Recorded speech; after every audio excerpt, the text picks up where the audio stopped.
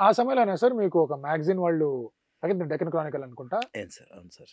ఖైదీ గెటప్‌లోనే మళ్ళీ చిరంజీవి గారిలాగా సెటప్ చేసి మీకొక మ్యాగజైన్ షూటో ఏదో అది ఒక చేసినట్టున్నారు. కన్నడ సినిమాలో స్టిల్ సార్ అది. ఓకే. కన్నడ ఓకే. సినిమాలో 'యాక్షన్ టైగర్స్' అని ఒక సినిమాలో ఓకే. ఆ ఒక స్టిల్ స్టిల్ అది. అనమాట అది. ఓకే. ఓకే. అది అప్పుడేంటంటే మామూలుగా నేను బాలాజీ టెలిఫిల్మ్స్ 'పవిత్ర బంధం' సెట్‌లో ఉన్నాను సార్. వచ్చారు. హ్మ్. ఆఫ్టర్‌నూన్ వచ్చారు.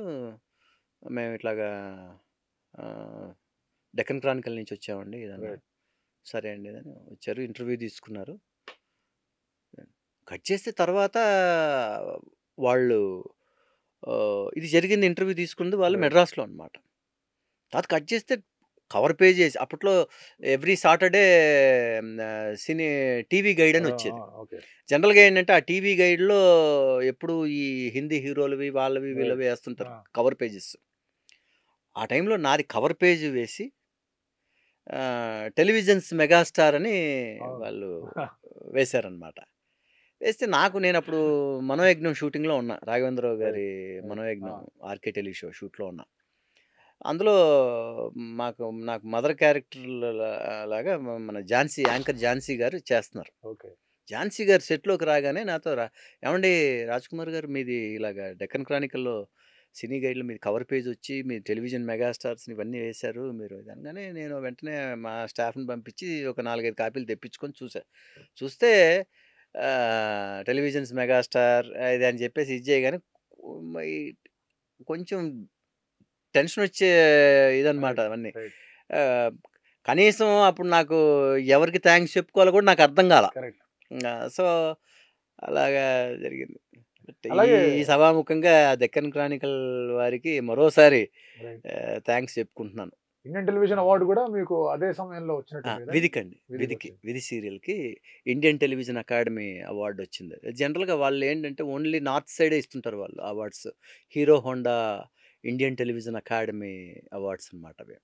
సో, ఆ సంవత్సరం అదే ఫస్ట్, అదే లాస్ట్ అండి. మళ్ళా ఇవ్వలేదు ఎవరు. రైట్. రైట్. సో, వాళ్ళు బాంబేలో జరిగింది ఈ ఫంక్షను. నాకు 'విధి' సీరియల్‌కి బెస్ట్ యాక్టర్ అవార్డొచ్చింది. రైట్. సో, అది బాంబేలో చిరంజీవి గారి చేతుల మీదుగా అరె! తీసుకున్నా. సూపర్. స్టేజ్ మీద నన్ను అలా చూస్తున్నారు చిరంజీవి గారు ఆ రోజు. దా అని చెప్పి తీసుకొని మళ్ళా ఇది చేసుకొని నేను యాహ్! ఆ స్టిల్ గూడా మీకు పంపిస్తాను నేను ష్యూర్. చూపిస్తాను. డెఫినైట్‌లీ. డెఫినైట్‌లీ. అవార్డ్ తీసుకున్నాను నేను. అదొక మరపురాని మధురానుభూతది. సో, ఆ తర్వాత మళ్ళా వాళ్ళు ఎవరికి మన సౌత్‌లో ఇవ్వలేదండి. ఇవ్వలేదు. అనుకుంటున్నాను. ఇవ్వలేదనుకుంటా. అదే. ఫాదర్ సన్‌గా గూడా సీరియల్‌లో నాకు తెలిసినంత వరకు మీరే అని ట్రెండ్ అనేది అని సెట్ చేసింది. అంటుండేవాళ్ళండి వాళ్ళు. హ్మ్. ఏమో ఉండొచ్చో లేదో నాకు తెలీదు. రకరకాల సీరియల్‌లో అది అలా సెట్ చేసుకుంటూ వెళ్లారు. తర్వాత చాలా చేశాను సార్. వరుస తర్వాత చాలా చేశాను. మళ్ళా తర్వాతొచ్చాయి. చేశానండి. సార్ ఇప్పుడు సినిమాలో ఉన్నప్పుడు ఆ రోజుల్లో మీరే అన్నారు. ప్రింట్ మీడియా ఉండేది. కొన్ని గాసిప్‌లు అవి ఇవి వచ్చేవని చెప్పేసి. సీరియల్స్‌లో ఉన్నప్పుడు అట్లాంటివేమన్నా మీ మీద రాయడం గాని, లేకపోతే మీ దాకా రావడం గాని ఏమన్నా చూసారా? లేదా మీరు ఖండించాల్సిన వార్తలేమన్నా వచ్చాయా? అలాగేం లేదు సార్. ఎప్పుడు ఏం లేదు సార్. హ్మ్. అలాంటివేం లేదు సార్. నిజంగా జరిగుంటే నిజంగానే వస్తాయి సార్. ఏమి జరగకుండా ఏమొస్తాయి సార్. హ్మ్. అని సో, నాకైతే ఎప్పుడు అలాంటిది ఏమి ఇది రాలేదు. ఇప్పుడు ఫాన్స్ 'చిరంజీవి' గారి ఫాన్స్ దగ్గర నుంచి ఎప్పుడన్నా ఏమన్నా వచ్చేసారా? మీరు అచ్చు మా సార్ లాగే ఉంటారు. మీరు అయ్యో! రావద్దు. సార్ మీరు నాకు డాన్స్ చేయొద్దు. మా సార్ లాగా అహా! లేదు చేయొద్దని. లేదు లేదు సార్. మీకు అప్పట్లో మాకు ఇవొచ్చేటివన్నమాట. లెటర్స్ వచ్చేటివి. ఆ! ఫ్యాన్ మెయిల్ లెటర్స్ వచ్చేటివన్నమాట. దానికోసమని మేమప్పుడు ఒక ఒక స్టాఫ్ కుర్రాడిని పెట్టుకొని వాటన్నిటికి ఆన్సర్స్ ఇచ్చేయడం. కొన్ని అసోసియేషన్స్ నావి గూడా ఆ టైంలో కొన్ని ఉండేటివన్నమాట. సో, వాళ్ళకు మాత్రం నేనే అటెండ్ చేసేవాడిని. మిగతావన్నీ మా స్టాఫ్ అటెండ్ చేస్తునేవాళ్ళు అలాగా. నాకు తెలిసి ఎవ్రీ డే ఒక హాఫ్ గోన సంచికి వచ్చేటివండి నాకు. అబ్బా! లెటర్స్. సో, అలా ఉండేదప్పుడు ఫ్యాన్ మెయిల్ అలాగా. సో, మ సో, ఆహ్, ఆ రోజుల్లో అలా జరిగిపోయింది సార్. ఆహ్, రైట్. ట్విట్టర్‌లో అవన్నీ లేని రోజులు లేని అవన్నీ. రోజులు సార్.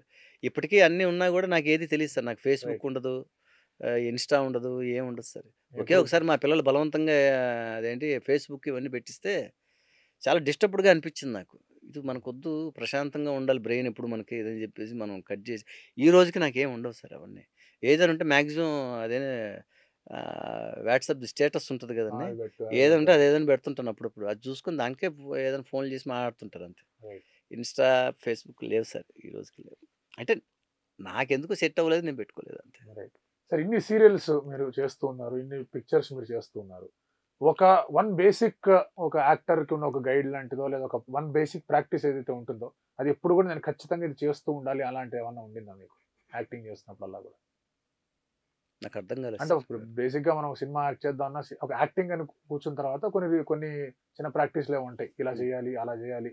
మన స్క్రిప్ట్ ఇలా ఇలా చదువుకోవాలి, ఇలా యాక్టింగ్‌కి ఇలా ప్రిపేర్ అవ్వాలి. రకరకాల కొన్ని ప్రాసెస్‌లు కొన్ని ఉంటాయి. ఒక్కొక్క ఆ! యాక్టర్‌కి ఒక్కొక్క ఆ! ఇండివిడ్యువల్ ఆ! ప్రాసెస్ ఆ! ఉంటాయి. అది అది ఇప్పుడు ఎట్లా అంటే అండి, ఇప్పుడు మామూలుగా ఒక ప్రాజెక్ట్ గురించి మనకు చెప్తారండి. రైట్. చెప్పిన తర్వాత ఏవండీ మీది పలానా గెటప్, పలానా ఇదంటే, ఇప్పుడు నేనైతే నా ప్రకారం నేనేం చేస్తానంటే, ఏదో ఒక ఇన్‌స్పిరేషన్ అయితే తీసుకుంటానండి నేను. డెఫినెట్‌లీ.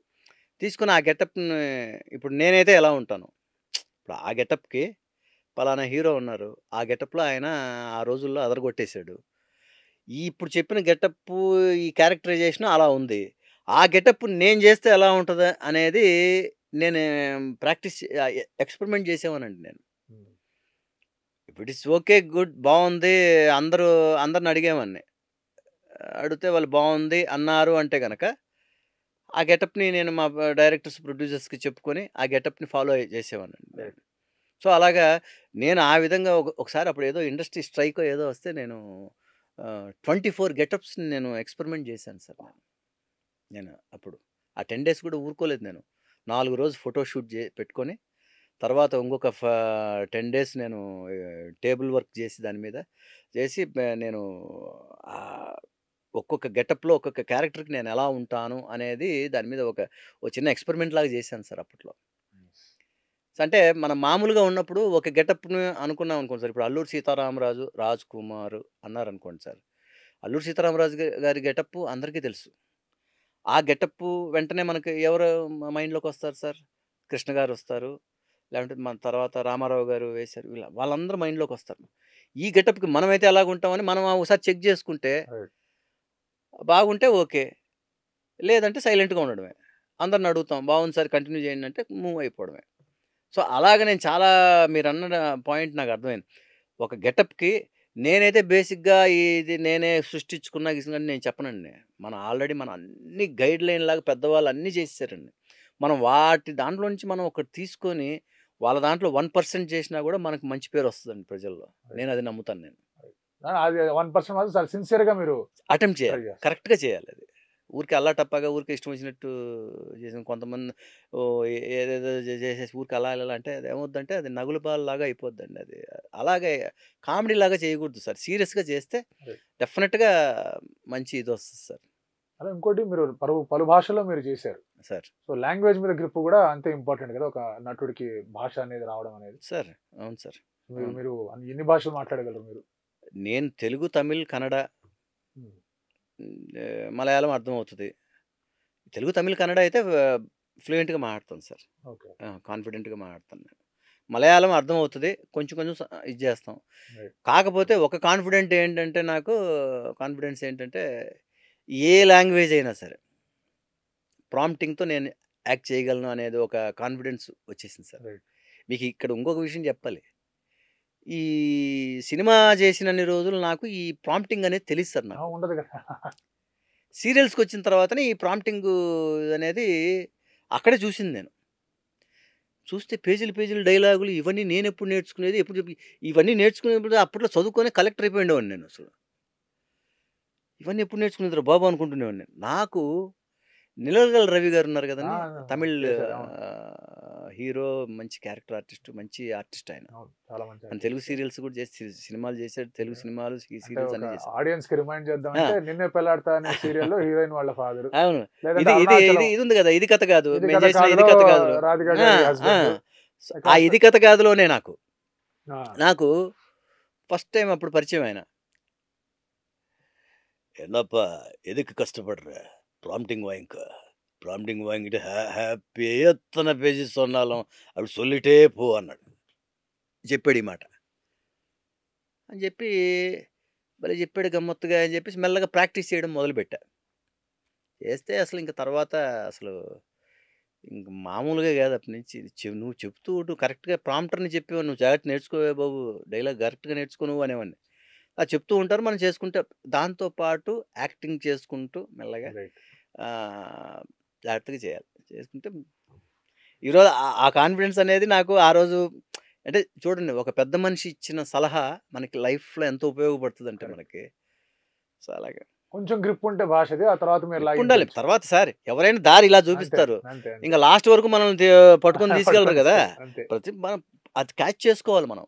రైట్. అది అది ఏ విషయంలో అయినా గానివ్వండి. పట్టుకుంటే దాన్ని మనం ముందుకెళ్ళిపోవచ్చు మనం.